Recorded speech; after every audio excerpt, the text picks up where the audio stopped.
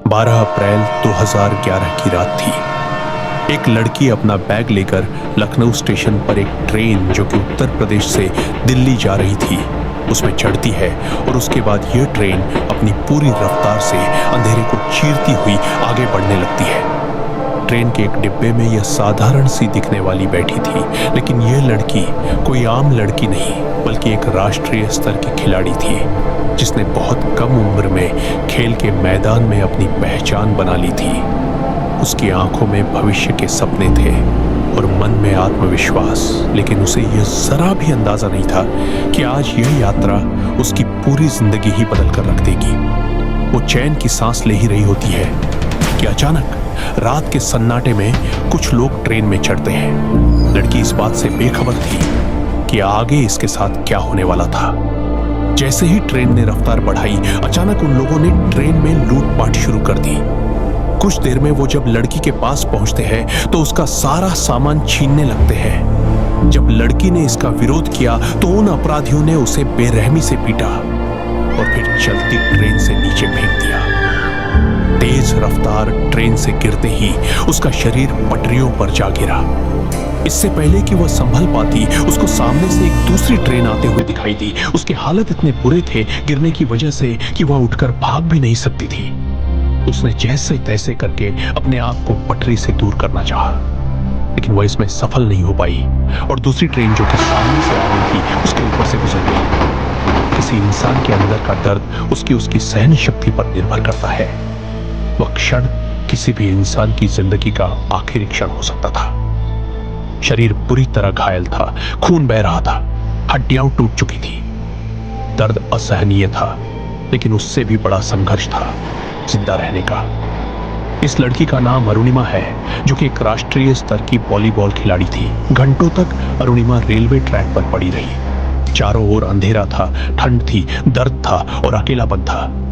कोई मदद नहीं, कोई आवाज नहीं, लेकिन उस लड़की ने हार नहीं। अरुणिमा ने सुबह तक अपनी सांसें रोक कर रखी और जब सुबह कुछ लोगों ने उसे देखा और अस्पताल पहुंचाया। बेहोशी की हालत में डॉक्टरों की टीम ने जब उसको देखा तो हालात बेहद गंभीर थे। शरीर में संक्रमण तेजी से फैल रहा था। अरुणिमा का बायां पैर बुरी तरह कुचल चुका था। डॉक्टरों ने बहुत कोशिश की, लेकिन उनके पास अरुणिमा को बचाने का एक ही विकल्प था, उसका पैर काटना। यह फैसला उसकी जिंदगी को बचाने के लिए जरूरी था, लेकिन एक खिलाड़ी के लिए यह किसी मौत से कम नहीं था।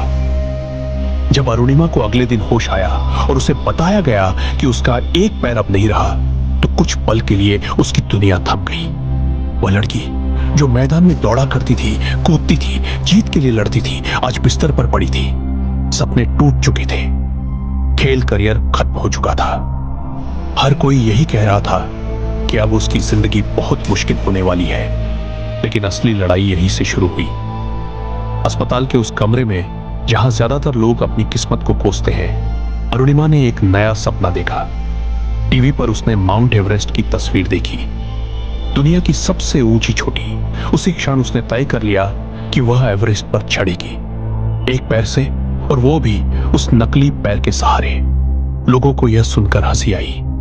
किसी ने इसे पागलपन कहा, किसी ने सहानुभूति पाने की कोशिश, लेकिन अरुणिमा जानती थी कि सपने वही नहीं होते जो नींद में देखे जाए। सपने वो होते हैं जो नींद उड़ा दें। उसने एवरेस्ट फतह करने वाली पहली भारतीय महिला बछेंद्री पाल से संपर्क किया। जब बछेंद्री पाल ने अरुणिमा की कहानी सुनी तो उन्हें भी पता था कि यह रास्ता आसान नहीं है। उन्होंने साफ कहा कि यह बेहद कठिन होगा, दर्द होगा, गिरना होगा, लेकिन अगर अरुणिमा तैयार है तो वह उसे प्रशिक्षित करने के लिए तैयार है। यही वह मोड़ था जहां एक सपना एक मिशन में बदल गया। अरुणिमा की ट्रेनिंग शुरू हुई। पहाड़ों की चढ़ाई, बर्फीली हवाएं, ठंड, ऑक्सीजन की कमी और एक कृत्रिम पैर। हर कदम दर्द से भरा था।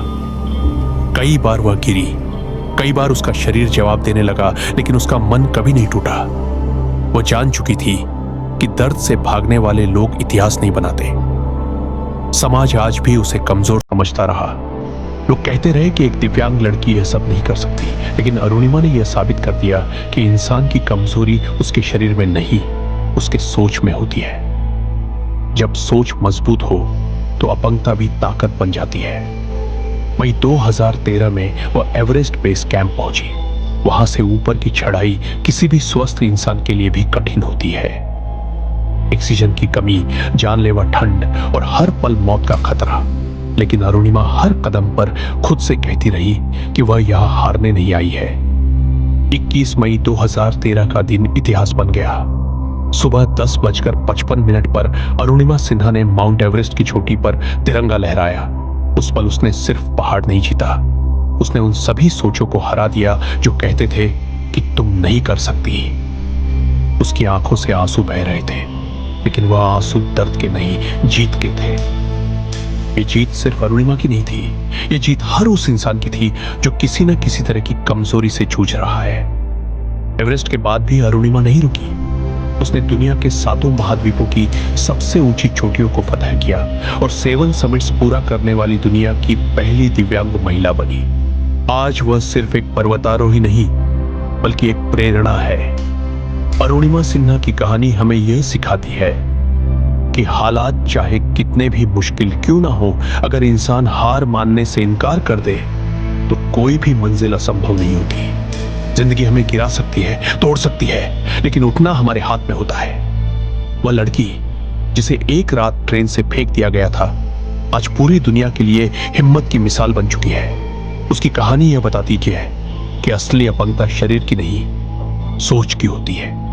और जब सोच मजबूत हो तो इंसान पहाड़ भी झुका सकता है।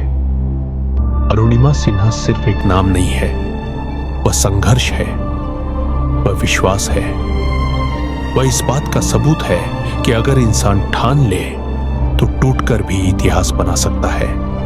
मेरे में भी था, मैंने मना किया और उन्होंने मुझे चलती ट्रेन से वो 4-5 तो उन्होंने बाहर फेंका। दुर्भाग्य ये था कि उसी समय दूसरी ट्रैक से ट्रेन आई और मैं ट्रेन में टकराई। दोनों ट्रेनें निकल गई। कुछ देर बाद मैंने हाथ को ऐसे रख के उठने की कोशिश किया तो देखा कि मेरा पैर कट चुका था। थाई को उठा के जब मैं पैर से लटका हुआ था, फ्लैट दूसरे पैर की हड्डियां बाहर निकल गई। पूरी रात में चिल्लाती रही, ट्रैक पे छोटे-छोटे पत्थर जैसे चिल्लाती रही, कोई बचाने कोई नहीं आया बेचारा। और जब पूरी रात चिल्लाते इतना कि मुझे दिखाई भी देना बंद हो गया। जब ट्रेन आता था तो वाइब्रेट होता था। इतना ही नहीं, फ्री का इन्विटेशन भी लोगों को मिल गया था। ट्रैक पे आप लोगों ने ट्रेन की ट्रैक पे छोटे-छोटे चूहे देखे होंगे, कटे हुए पैर पे आपके मेरे पैर उतर रहे थे। एवरेस्ट जैसे दुरूह पहाड़ के बारे में सोचा, अपने अंदर फैसला कर लिया। परिवार को छोड़ के बाहर की पहली ऐसी महिला थी जिन्होंने मुझ पे भरोसा किया था कि हाँ मैं तुम कर सकती। मेरे लिए वही बहुत बड़ी चीज थी। प्लानिंग भी कर ली, मैम भी मिल गई, सब हो गया, लेकिन जब उतरते हैं फील्ड में तब पता चलता कि हम क्या हैं।